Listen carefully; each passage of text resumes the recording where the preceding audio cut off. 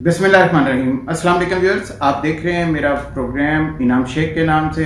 मेरी रिक्वेस्ट है कि आप मेरे यूट्यूब चैनल को सब्सक्राइब कीजिए और बेल आइकन को पुश कीजिए ताकि आपको लेटेस्ट अपडेट्स मिल पाएँ। अफ़गानिस्तान और ईरान के बॉर्डर पे झड़पें हुई हैं, बहुत शदीद झड़पें हुई हैं अफ़गानिस्तान के तालिबान फोर्सेस के दरमियान और ईरानी फोर्सेस के दरमियान। ये शदीद झड़पों में दोनों तरफ से काफ़ी जानी नुकसान हुआ है। इतलात के मुताबिक तकरीबन ईरान की जो बॉर्डर सिक्योरिटी फोर्स है उसके 11 अफराद उनको वो बेचारे फोत हो गए हैं और अफगानिस्तान के तालिबान की तरफ से इनके 3 कमांडर्स मारे गए हैं। अगर आप गौर से देखिए तो थोड़ा सा आपको आइडिया होगा कि अफगानिस्तान के अंदर जितने भी मामला पनप रहे हैं उसमें अफगानिस्तान को इस वक्त ज़रूरत है कि तमाम हमसाया ममालिक उसकी मदद करें। तो अफगानिस्तान को हर सूरत चाहिए कि अपने तमाम हमसायों से अच्छे ताल्लुकात रखें ताकि ह्यूमैनिटेरियन बेसिस के ऊपर तमाम हमसाया ममालिक उसकी मदद कर सकें।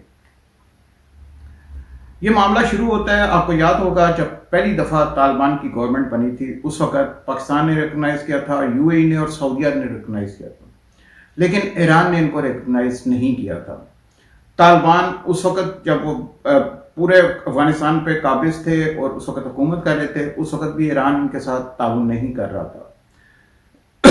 बाद में जिस टाइम पे नॉर्दर्न अलायंस ने टेक ओवर किया 9/11 के बाद, तो उनको पूरी सपोर्ट थी ईरान की रजीम की जानिब से, ईरान की तरफ से भी और रशिया की तरफ से भी। इंडिया तो बहरहाल हर सूरत उस वक्त था ही उनके मुखालिफ, और इंडिया तो चाहता था कि नॉर्दर्न अलायंस की गवर्नमेंट आ जाए। नॉर्दर्न अलायंस की जब गवर्नमेंट आई तो इंडिया ने अपने कितने काउंसिल ऑफिस खोले और क्या कुछ नहीं किया, यह आप सबको मालूम है।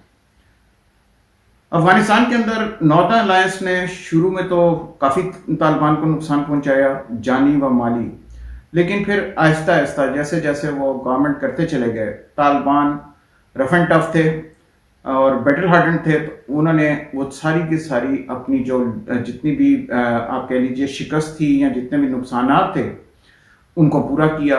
और दोबारा से आपने देखा एक वक्त वो आया कि उन्होंने ना सिर्फ नॉर्दर्न अलायंस का मुकाबला किया बल्कि और भी तमाम फोर्सेस का उधर मुकाबला किया, खासकर नेटो फोर्सेस जो पूरी की पूरी थी उनके साथ भी वो मुकाबला करते गए।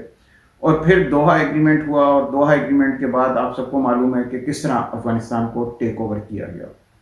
अफगानिस्तान को जब टेक ओवर किया गया तो उसमें कोई खून खराबा नहीं हुआ, किस तरीके से तालिबान 1 बाय 1 सारी शहरों पे कब्जा करते चले गए और फिर तमाम इलाकों पे अपना कंट्रोल कर लिया।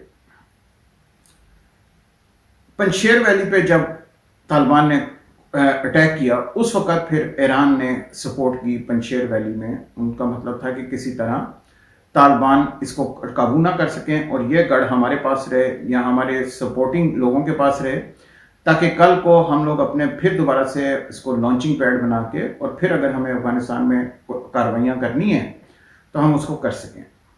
ये तो आपको मैं एक वो बैकग्राउंड दे रहा हूँ जो ओवरऑल जनरल बैकग्राउंड है, जो कि हर एक को मालूम भी है और काफ़ी लोगों को इसके मुतालिक पता भी है।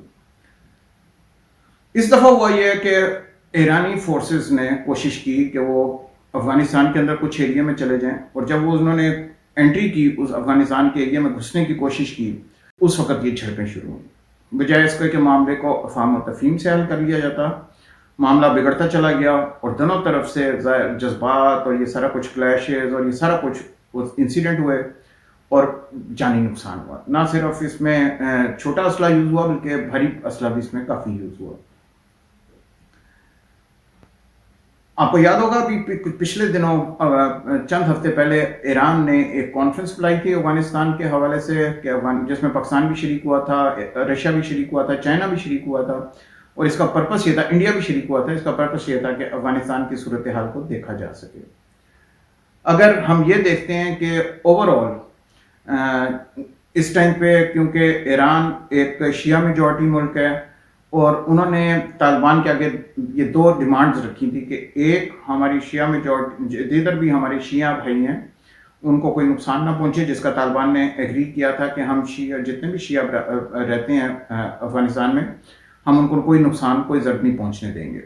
और दूसरा उनका मुतालबा था कि आपकी सरजमीन से कोई भी ऐसी दहशतगर्द कार्रवाई ना हो जो कि ईरान के खिलाफ हो या ईरानिया के इस اس کے اوپر بھی انہوں نے کمٹمنٹ دی تھی کہ ہم کوئی اپنی سرزمین پہ ایسی ایکٹیویٹی نہیں ہونے دیں گے جس سے ایران کو خطرہ ہو. بلکہ میں یہ سمجھتا ہوں کہ افغانستان کے جتنے بھی ہمسایہ ممالک ہیں سب کی یہ ڈیمانڈ تھی کہ افغانستان کی سوائل کو دہشت گردی کے لیے استعمال نہیں ہونے دینا. پوری طرح طالبان اس کو کنٹرول کریں, کوشش کریں کہ ادھر سے کوئی بھی ایسی ایکٹیویٹی نہ ہو جس سے ہمسایہ ممالک کے درمیان کوئی مس انڈرسٹینڈنگ کریٹ ہو یا ایک دوسرے کا نقصان ہو, بلکہ اب خطے میں امن میں چاہتے ہیں.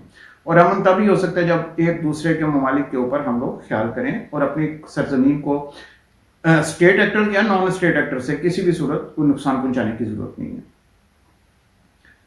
ان تمام چیزوں کے اوپر طالبان کی گورنمنٹ نے باقاعدہ کمٹمنٹ کی تھی کہ ٹھیک ہے ہم اس کے اوپر کنٹرول کریں گے, کوئی دہشت گردی کارروائیاں نہیں کرنے دیں گے. اور ایران کو بھی انہوں نے شورٹی دلائی تھی کہ جتنے بھی آپ کے شیعہ افغانستان کے اندر ہیں ان کے اوپر بھی کوئی اس قسم کا کوئی اٹیک نہیں ہوگا اور ان کو باقاعدہ اسی طرح سے ٹریٹ کیا جائے گا جیسے باقی افغان, کیونکہ یہ بھی ظاہر ہے افغانی ہیں, باقی بھی افغانی ہیں. تو یہ چیزیں بھی بڑی کلیئرٹی کے ساتھ تھیں. معاملہ بگڑا ہے کہ آئی ڈونٹ نو وائی ایران نے کیوں کوشش کی ہے کہ اپنے بارڈر کراس کر کے افغانستان کے اندر جائے, اور افغانستان کے اندر جب وہ گئے ہیں تو پھر ان کو آگے سے ریزسٹنس ملی ہے. تو ان کو چاہیے تھا کہ وہ ریزسٹنس جب ان کو ملی ہے تو ان کے کوئی بارڈر کے اوپر ایم اوز یا جو بھی ان کا ایک طریقہ کار تھا وہ آپس میں ہاٹ لائن پہ رابطہ کرتے, اس کو ڈیفیوز کرنے کی کوشش کرتے. لیکن دونوں طرف نے اپنے اپنے مسلس دکھانے کی کوشش کی اور اسی وجہ سے معاملات ہاتھ سے نکل گئے, بگڑ گئے اور یہ کلیش ہوا. اب دوسری طرف میں یہ بھی دیکھ رہا ہوں کہ بھارت پوری سپورٹ کر رہا ہے کہ معاملے کو کسی طرح اور اچھالا جائے. آپ کو معلوم ہے کہ بھارت ہر دفعہ کوشش کرتا ہے کہ اگر کوئی بھی اس قسم کا معاملہ ہو جائے طالبان کے, کیونکہ بھارت خلاف ہے, تو بھارت کی کوشش ہے کہ وہ کسی بھی طریقے سے اس معاملے کو اور زیادہ اچھالے اور بجائے اس کے کہ اس کو ڈیفیوز کرنے کی کوشش کرے وہ جلدی پہ تیل ڈال رہا ہے اور وہ کہہ رہا ہے کہ ایران کو چاہیے کہ باقی جگہوں سے بھی اٹیک کرے, باقی طریقوں سے بھی اٹیک کرے. ایران کی اپنی جو اس ٹائم اسٹریٹجک پالیسی کنڈیشن ہے وہ آپ کو معلوم ہے کہ اسرائیل, یہ نیکسس بنا ہوا ہے, اسرائیل امریکہ یہ چاہتے ہیں کہ ہم کسی طرح ایران پہ بہانہ مار کے اٹیک کریں. ایران کو اس چیز کا پتہ ہے, ایران جانتا ہے کہ یہ اس کے اوپر پہلے اتنی سینکشنز لگائی ہوئی ہیں. سینکشنز کا مطلب یہ ہے کہ ایران کی کرنسی اتنی ڈی ویلیو ہے کہ $1 کے اگینسٹ کئی لاکھ ایرانی کرنسی آ جاتی ہے. تو آپ اس سے اندازہ کر لیجئے کہ ڈی ویلیویشن کا کیا حال ہے ایران کے اندر. حالانکہ ایران آئل رچ کنٹری ہے, اس کے باوجود یہ سینکشنز کی وجہ سے اس کے اوپر اس کی بالکل کرنسی ڈی ویلیو ہو چکی ہے اور کھانے پینے کی اشیاء کی بھی ادھر بہت مہنگی ہے, ہر چیز بہت مہنگی ہے. اوور آل جب تک یہ سینکشنز نہیں ختم ہوتی ایران کو اس چیز سے نکلنا بڑا مشکل ہے. ہر چیز ان کے ہاں بے پناہ, ایک تو ویسے ہی ورلڈ اوور ریسیشن ہے اور ایران میں اس کا خاص امپیکٹ آ رہا ہے کیونکہ ایران کے اوپر پابندیاں لگی ہوئی ہیں. تو ایران نے وہ بھی چیز نظر میں رکھی ہوئی ہے کیونکہ بشار الاسد کی حمایت کی تھی. ایران نے باقاعدہ کئی دفعہ یہ کہا ہے کہ اگر ہم قاعدہ اسرائیل کو, اگر اسرائیل نے ہمارے پہ اٹیک کیا تو ہم اسرائیل کو ریٹیلیٹ کریں گے, اٹیک کریں گے.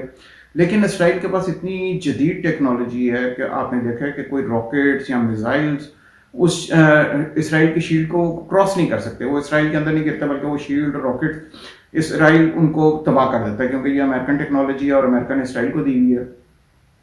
اسرائیل کو اس طرح نقصان نہیں پہنچ سکتا جس طرح کہ اگر یہ امریکہ اور اسرائیل طے کر لیں کہ ہم نے اٹیک کرنا ہے تو پھر ایران کے لیے اور زیادہ مشکلات بڑھ جائیں گی. ایران کے لیے کیا بلکہ پورے اس خطے کے لیے اور زیادہ مشکلات بڑھ جائیں گی. کیوں پہلے آپ نے دیکھا ہے عراق کی جنگ ہوئی, عراق کے اوپر جتنی بمباری انہوں نے کی امریکہ نے صدام حسین کو اٹھانے کے لیے, پھر اس کے بعد انہوں نے کہا ویپنز ماس ڈسٹرکشن ملیں گے, وہ بھی نہیں ملے. تو ایک بہانہ کر کے جس طرح اٹیک کیا پورا وہ خطہ اس ٹائم بالکل ہل چکا ہوا ہے. عراق لے لیجئے, سیریا لے لیجئے, شام لے لیجئے, یہ تمام ملک وہ ہیں جن کے اندر افراتفری ساری پرابلمز ہیں. تو بڑا پروڈنٹلی ایران کو سوچنا پڑے گا کہ اس چیز میں سے کیسے نکلنا ہے. کوئی بھی اس ٹائم پہ ایسی چیز نہ کرے جو فلیئر اپ ہو, جس سے معاملات آؤٹ آف کنٹرول ہونے کا ڈر ہو, جس سے معاملات خراب ہونے کا ڈر ہو, جس سے معاملات بگڑنے کا ڈر ہو. یا پہلی آپ کی اکانومی اس قسم کی ہے کہ آپ کو چاہیے کہ آپ فوکس کریں کہ آپ کی اکانومی بہتر ہو, اسی کے اوپر مین فوکس ہونا چاہیے. پاکستان اس وقت بھی بڑا کلیدی کردار ادا کر رہا ہے. پاکستان نے معاملے کو ڈیفیوز کرنے کی کوشش کی ہے. پاکستان نے پھر دونوں ممالک سے ریکویسٹ کی ہے, افغانستان سے, ایران سے, کہ اس معاملے کو ادھر ہی ختم کر دیں, اس کو آگے بڑھانے کی ضرورت نہیں ہے, اس کو بڑے مناسب طریقے سے ادھر بیٹھ کے ہم لوگ ختم کر دیتے ہیں. تو یہ اچھی پالیسی ہے پاکستان کی کہ اگر ایک طریقے سے ہم آگے لے کے چل رہے ہیں اور چیزوں کو بہتر کر رہے ہیں. آپ کو اپڈیٹ کرنے کا مقصد ہی یہ تھا کہ سنسنی پھیلانا ہمارا کبھی بھی مقصد نہیں ہوتا. ہمارا مقصد ہوتا ہے آپ تک خبر پہنچانا. تو خبر ہم اس لیے پہنچاتے ہیں آپ تک تاکہ آپ کو اویئرنیس آئے. Thank you for watching today's program. Until next time,